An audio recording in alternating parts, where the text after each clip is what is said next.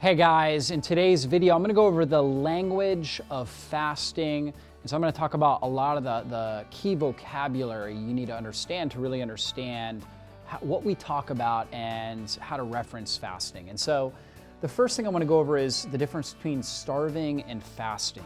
So a lot of people just blend those two words, but the reality is starvation is when you don't have control over food intake. Like you think about people that are prisoners of war. They're in a prison and nobody's giving them food, for example. So they're like literally starving. They have no access to food. Whereas fasting is actually an intentional withdrawal from food. So we're intentionally, we can eat anytime we want, but we're intentionally avoiding food so we can accomplish certain health benefits or spiritual, maybe mental benefits that we want to accomplish with that. And so that's the first thing. Now, the second thing I have up here is IF versus EF. IF is basically what that means is intermittent fasting. Intermittent fasting. It's also called in the literature time-restricted feeding. And that's basically where a typical intermittent fasting strategy is that we are fasting for an extended period of time within a 2-day period. So, for example, let's say we fast for 16 hours, we eat during an 8-hour window each day. It's called a 16-8. I call it the strong fast, and we'll talk more about all these fasting strategies. But basically, we're holding our meals into an 8-hour period each day. Let's say 10 a.m. to 6 p.m. Okay, that's an intermittent fast. Or we might do like one meal a day, for example. So we might just have dinner each day. That would be a 24-hour fast. So we're doing, and it's also called one meal a day or OMAD. One meal a day. Okay, so we could try something along those lines. There's other people that do things like alternate day fasting, where basically they eat one day, so they eat Monday, they don't eat Tuesday. Okay, or they eat Monday and then they wait until dinner on Tuesday and they eat dinner. So they ate normal meals on Monday, then they fasted until dinner on Tuesday, then they ate normal meals on Wednesday, then they fasted until dinner on Thursday. So there's all these different types of strategies. But basically, intermittent fasting is anything less than 2 days, some sort of an eating strategy that incorporates a lot of fasting.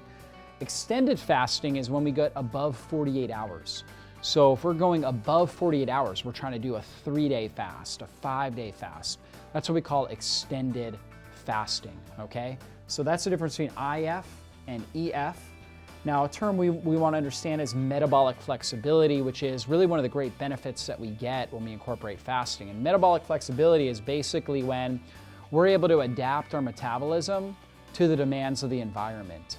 For example, if I'm just sitting or if I'm sleeping, my body actually should be burning fat for fuel. Fat produces a tremendous amount of cellular energy, less metabolic waste than when we burn sugar for fuel.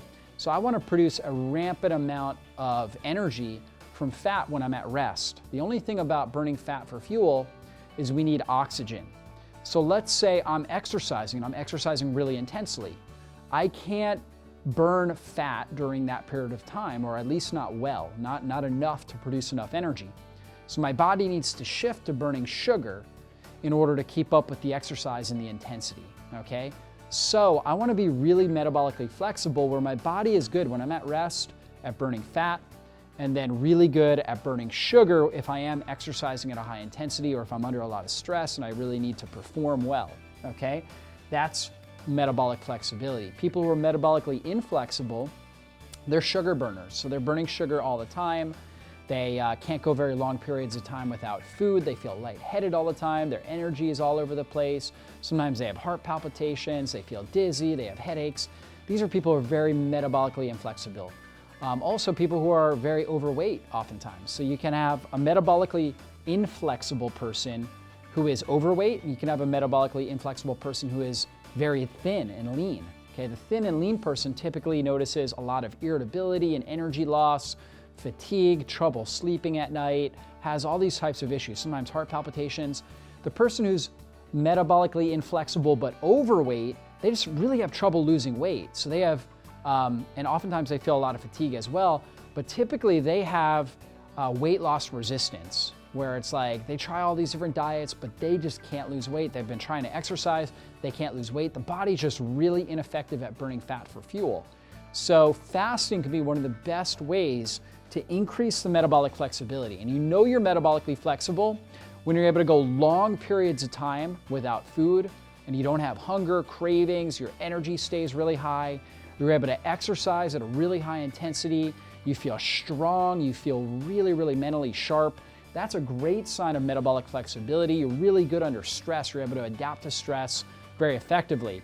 And the more metabolically flexible you are, the greater survival advantage your body has. You're more resilient to the stresses of life, and you're able to really get more out of life. And so fasting, in my opinion, is one of the very best strategies, along with things like exercise, to help improve your metabolic flexibility. Now, energy efficiency. This really goes hand in hand with metabolic flexibility. Energy efficiency is basically allowing the body to be as efficient as possible, producing energy to meet up with the environment, right? So we're gonna adapt to the environment with the most efficient form of energy.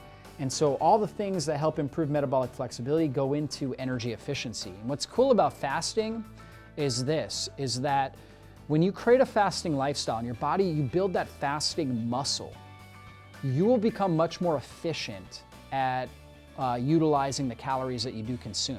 So most people that live a fasting lifestyle ultimately consume less calories than people who are eating meals all day long.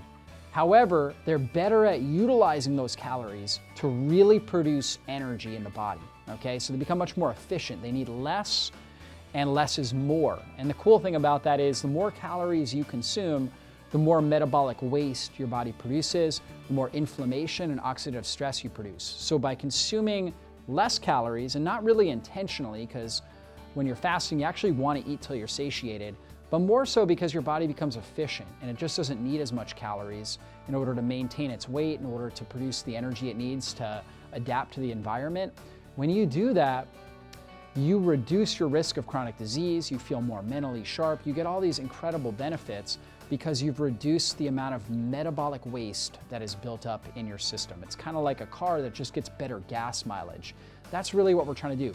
Better gas mileage, better performance, and less carbon emissions, right? It's like the best car. Most people are getting cars that get very poor gas mileage because they think they perform better, okay? You think like a Hummer, incredible performance, but really poor gas mileage.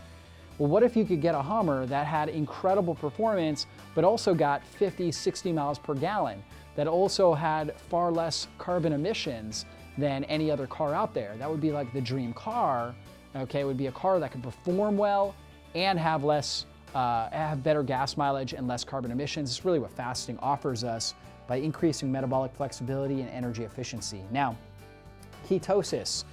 Basically, one of the reasons why the body is so metabolically flexible when we fast is we produce an alternative fuel source called ketones. And ketones are produced in the liver from fatty acids, and they go right into the cell and right into the mitochondria where they can be produced for energy.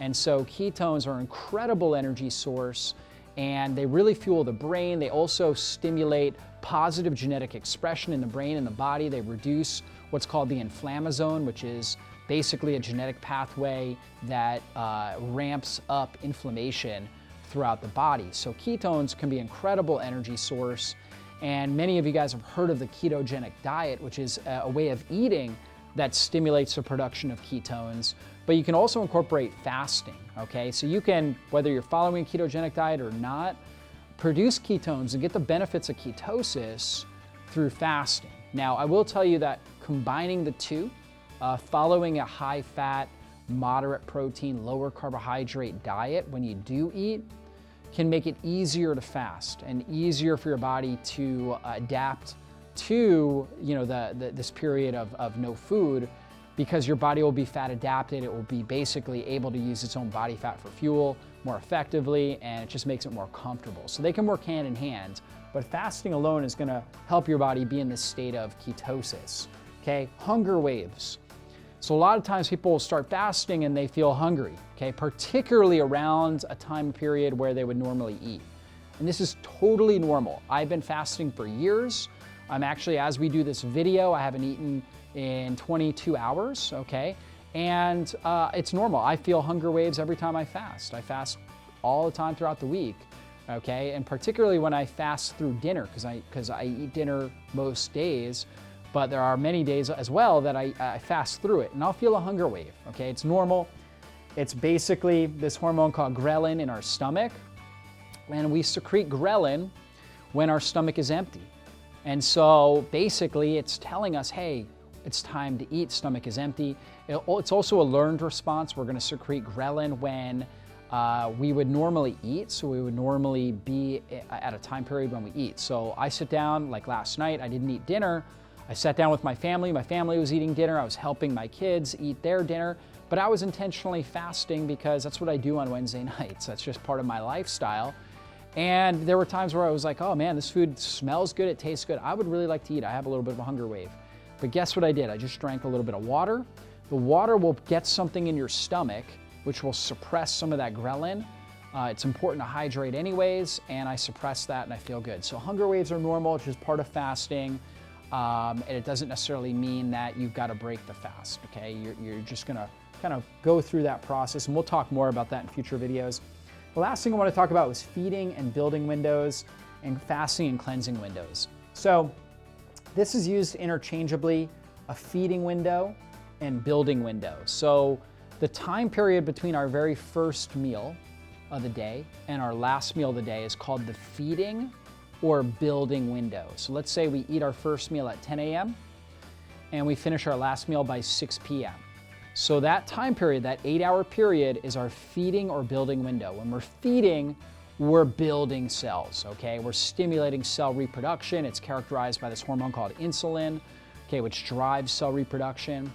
So that's our building window. The time between our last meal and our first meal the next day, so let's say we did the same thing the next day, so 6 p.m. was our last meal, okay? And then our first meal the next day is 10 a.m. That's a 16-hour period, okay? And that period is called our fasting or cleansing window. So during that period of time, the body is obviously digesting, absorbing the nutrients in the first 3 to 5 hours. Then the liver is going through a full detox cycle over the next period of time. Once we hit about 12 hours, now the body starts to cleanse. We start to increase something called autophagy, which is where the body breaks down old decaying cells, okay, and different parts of a cell that are decaying and forms and renews new healthy cells. So that during that 16-hour period, we are cleansing intracellularly. So within the cells, we're actually cleansing and we are regenerating. And so that is the fasting and cleansing window, okay? So hopefully this made sense to you guys. This is the language of fasting, and be sure to check out the PDF, which can also basically summarize what I just talked about and give you some key pointers with all of these things. So hopefully that was helpful, guys, and I'll see you on the next video.